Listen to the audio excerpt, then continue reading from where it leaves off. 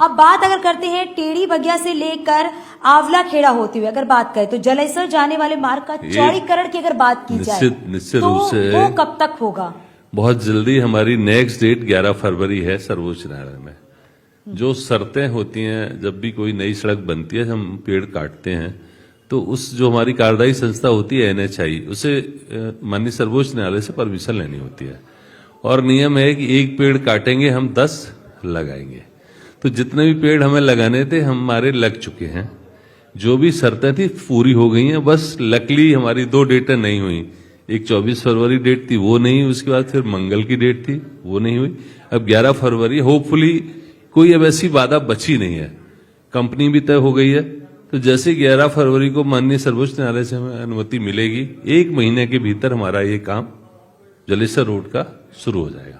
हाँ, क्योंकि अगर रास्ते चौड़ीकरण हो जाएगा तो लोगों को आने जाने में निश्चित रूप से, और उस बीच हाँ, और उससे पहले जब तक हमारा ये काम शुरू होगा चलेगा तो 1-2 करोड़ रुपए सरकार ने और मंजूर कर दिए। तो अभी जो टेम्परेरी जो हमारे गड्ढे हो गए हैं, जो बहुत खराब स्थिति है, वो सड़क तब तक हम मेंटेन भी करा देंगे। कल से उस पर काम भी शुरू करा रहे हैं और होपफुली ये बहुत समय लगने वाला नहीं है, 1 महीने के भीतर इस पर कार्य शुरू होने वाला है। मतलब ऐसा तो नहीं है कि थोड़ा नहीं, सा कुछ नहीं, आगे बढ़ जाए। ऐसा होता नहीं है। जनरली जो चीजें थी वो हो गई हैं और वो उनने जो उनकी तरीका था वो न पूरा कर लिया है, बस हमें अनुमति ही मिल रही है। मतलब यानी कि फरवरी में काम 11 फरवरी होपफुली आखिरी डेट होगी, उस दिन हमें परमिशन मिल ही जाएगी, ऐसा उम्मीद। मतलब ये कंफर्मेशन है। जैसा वकील जो हमारे NHAI के वकील हैं, उनका भी कहना है होपफुली हमें परमिशन मिलने वाली है। बिल्कुल।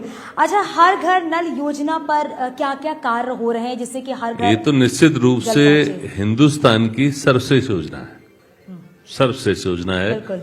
और इसमें हमारा जो ग्रामीण क्षेत्र है उसे हम गंगा जल की सप्लाई दे रहे हैं, वो भी सरफेस वाटर।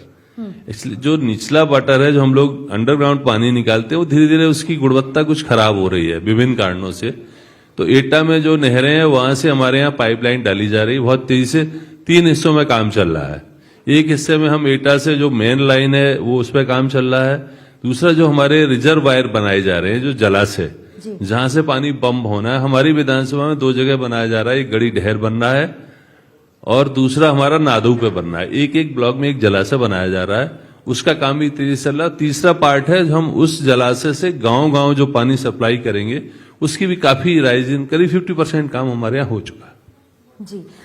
लेकिन एक चीज और भी है धर्मेंद्र जी, अगर आपकी विधानसभा की अगर बात की जाए तो वहां पर यह है, किसानों की अगर बात करें तो नहरों को लेकर भी एक बात सामने आती है कि इन समस्याओं को भी जितनी जल्दी हो सके दूर किया जा सके। बिल्कुल, किसानों के लिए नहरों का पानी बहुत फायदेमंद होता है। बिल्कुल। साइंटिफिक अगर हम उसका करें तो जब हम नहर का पानी किसी फसल में देंगे और ट्यूबवेल का पानी देंगे तो नहर की पानी से ज्यादा उत्पादन होता है।